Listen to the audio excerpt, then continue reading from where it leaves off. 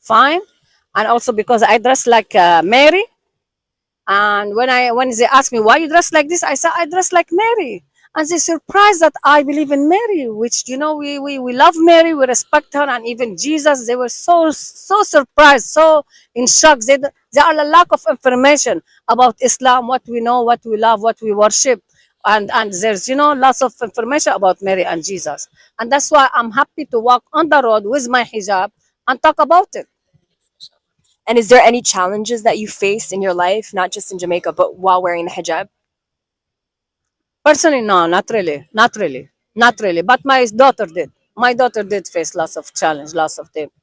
And but we're working on it. We're working on it, and we try to to inform people that this is not the Islam what they hear on media. They have to search for real Islam, and when they found it, they know what Islam is. It's about love, unity, care, share, and spread peace. And that's what I like to do here. And I love my life here. Nice, Yeah, beautiful. thank you. Anything else you want anybody to know about you? Me, I'm a story myself, and I do what I can do for spreading peace and goodness around, and that's what I like to do, and that's my journey. Yeah, and I love it. Beautiful. Yeah, thank you. Thank you. That's perfect. That was great. 5 cultural shocks I suffer when I moved to Jamaica from Cuba. Hi, my name is Flor. I am Cuban and I live in Jamaica for 21 years now. And up to this day, me not stop fish shock over them 5 cultural things here. Number one, food for breakfast. Me say, come morning time, me could not believe me eye. See where I come from, Cuba. Breakfast time is barely a little sip of coffee if you're lucky. If you are a little bit more privileged, you may have some cow's milk and maybe a little bread. Member says 21 years since me left. But this is what me remember about the Cuba I left behind. You see, when you reach a Jamaica now, me say boiled dumpling, me say liver, me say kidney, me say ackee and saltfish with dumpling and food, me say rice and peas and all the dinner and morning time. Up to this day, me not exaggerate, me not tell no lie. Me can't get over the fact that Jamaicans have a whole meal for breakfast. Number two, manners and respect. Me don't know what was it about the Cuba me left behind, but we never did practice manners and respect. My grandmother always did tell me that manners and respect in Cuba died in 1959. You see, if you buck up on somebody, you just buck up on somebody and move. You say if it's morning time, you just wake up and move. You say if it's evening time, you just walk through and move. But you see in a Jamaica now, in a Jamaica, you better practice your manners and respect. You have to say good morning. You have to say good evening.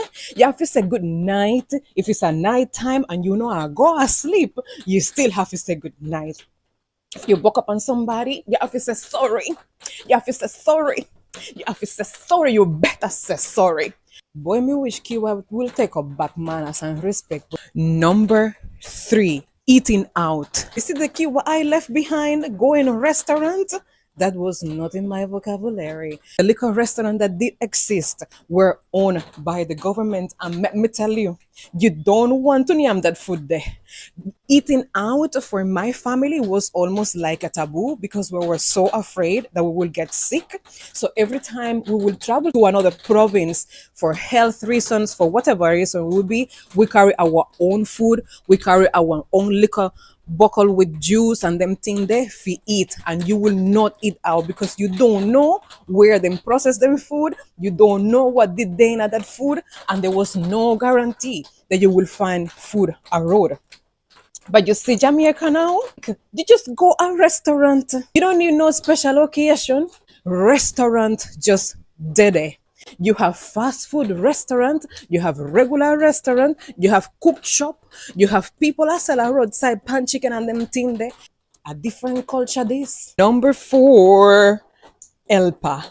I mean, no say everybody in Jamaica don't have no Elpa. Wagwan peeps. So, what the late Jamaican Prime Minister Edward Seago British author and socialite Lady Colin Campbell, and former Miss Jamaica as well as Member of Parliament Lisa Hanna have in common. It would be that all three descend from persons who fled the Levant and came to the island of Jamaica fleeing religious persecution in the late 1800s and early 1900s.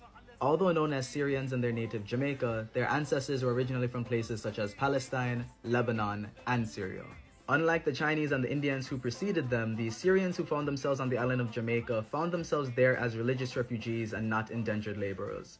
Many of whom were Christians, specifically members of the Greek Orthodox Church, and were fleeing the expansion of the Ottoman Empire, and upon arriving to Jamaica, quickly had to adopt Catholicism or the Anglican Church, finding no Greek Orthodox Church on the island. As I said, while in Jamaica they are known as Syrians, they do have their roots in Palestine, Syria, and Lebanon. Reasons being because as time goes on, borders change. They brought with them names such as Issa, Mahfoud, Azan, Hassad, and many others. As time marches on, Syrian Jamaicans continue to leave an indelible footprint on the island. Aside from Syrian bread, which is their contribution culinary-wise, the one and only Abraham Elias Issa, grandson of a Palestinian man from Bethlehem, is known as the founding father of Jamaican tourism. These are the 5 biggest cultural shocks I suffered as a Cuban moving to Jamaica. If you're new here, hi, my name is Flor. I am Cuban and I've been living in Jamaica for 21 years. And me still remember them 5 shockers here like it's today. Number 1, throwing the toilet paper in the toilet. Cuba is a very different place right now, but back in my days, you couldn't do that. First of all, we didn't even add toilet paper. We did use newspaper, and then you have the little basket beside the toilet, and then you would have put the paper in there. So me did put the toilet paper in the basket, and my mother-in-law had by mistake couple times. Number 2, meat. When I went to Jamaica, I went to live with my mother-in-law, and she did have a helper. So the helper would have cook. And the first time I see the helper cooking, I swear I said they might keep a welcome party for me. And I was like, oh my God, it looked like I missed the notice that they're keeping a welcome party. And then when dinner time come, miss everybody, I share them plate. And I'm like, no party, no, I keep again. And I asked my husband and I say, you know, I keep party or something. He said, no, why you are asking? I said, but me I see a pot full of meat in the stove. Like, what is that? And he said, no, that is how we cook here. I'm like, excuse me? You see, in my Cuba, the one that I was coming from, we cook a little tiny piece of meat and it's counted per person. Let's use an example of a chicken very quick. My family will slaughter a chicken at home. We take part of the chicken to make soup. That will be the 2 foot, the neck, and the intestines. The soup will be 1 meal. Another meal will be the leg and thigh them. And another meal will be the breast and the chicken back. 3 meals, 3 different meals out of 1 chicken. Me never adjust to them abundance them there. I was shocked. Number 3, it was the lack of public display of love. You see, in Cuba, people are kiss, people are hug, people are make out, people are fill up one another in a public. People sometimes even in a public. And most time I did have to find myself holding back when I was in public with my husband. And every time, like if I kissed him or anything, I just felt like everybody was like, what are you doing? Get a room. You know, it was very uncomfortable. And 21 years later, after practicing that, I have found after visiting Colombia and Brazil, which are places where people do that, just like in Cuba, I feel like, boy, me really miss out in hug and kisses. Number 4, Jamaicans bathe a morning time. In Cuba, nobody no do that. I am not saying it's because we are nasty people, but because we don't really have the resources. We don't have the water. We don't have soap. We bathe 2 times for the day. So in a Cuba, it's normal for a man to wake up a morning time, wash his face, and a woman wake up a morning time and she wash her face and she wash her and go about them business. Number 5, and this was one of the biggest adjustments I had to make. It was wearing a brassiere and just changing my general way of dressing. Jamaicans' way of dressing, Jamaicans' style is impeccable. I have been to many different countries and I have never seen anybody who dresses as well as a Jamaican does. And I am so glad and thankful that I adopted that type of that part of the culture, because my IG name is Rokuwana that style thanks to Jamaica. I literally went to Jamaica without a brassiere. I never did wear one to begin with. One of the first type of shopping that my mother-in-law took me to was to buy underwear. She's like, do you want to go shopping? I said, I couldn't even say yes. And she's like, let's. Greetings, me people. Greetings. Blessed love and respect. Me day Winifred Beach, and me just want to tell you, say, the reason me speak patois, or Jamaican, as me call it now, me not call it patois again because it's a language. Me call it Jamaican.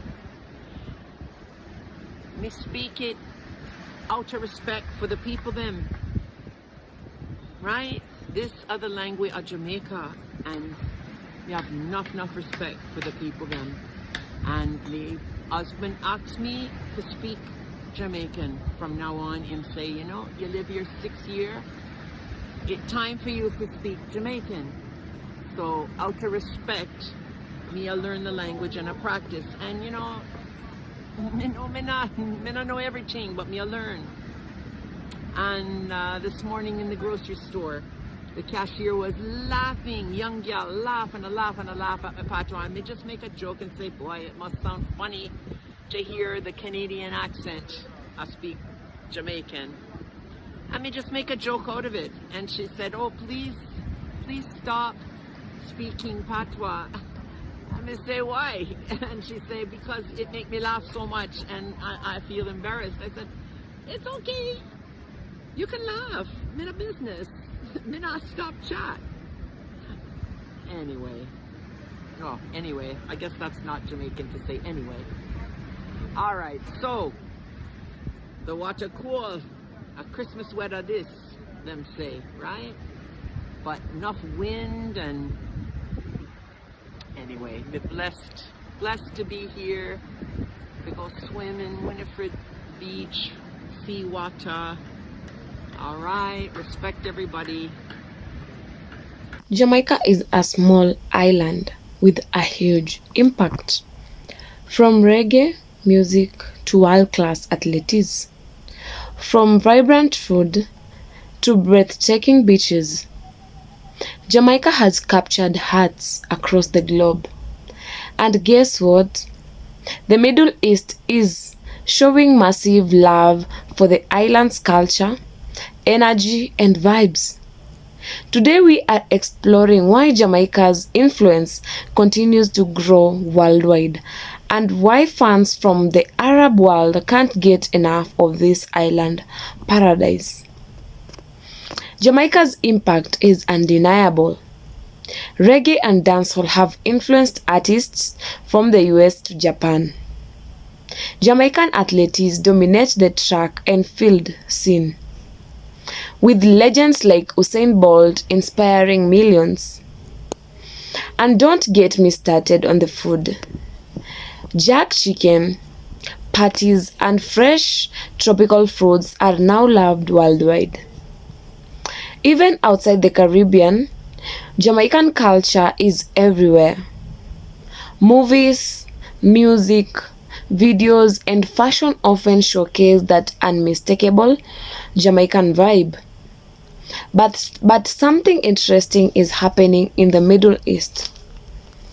In countries like the UAE, Saudi Arabia, Qatar, and Kuwait, people are falling in love with Jamaica's culture.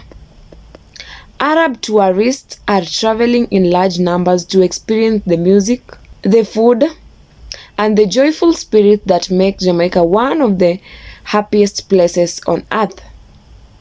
Restaurants and beach resorts in the Middle East are hosting reggae nights and Jamaican-themed events.